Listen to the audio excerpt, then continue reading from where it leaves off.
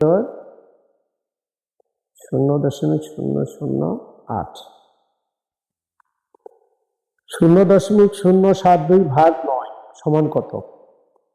তাহলে এই 0.072 ভাগ 9 এটা মানটা বের করতে বলছে।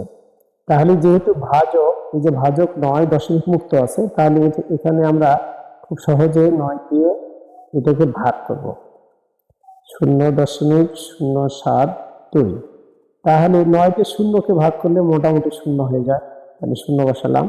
দশমিক এখানে চলে যাওয়ার পরে এবার আবার নেমে আসলো 0, আবার 0 বাদ দিলে 0 থাকে, এখানে 7, তারপরেও যায় না, আবার 0, এখানে 0, 7 2 8 9 72, তাহলে এটা মানটা কত হয়? 0.008। উত্তর 0.008।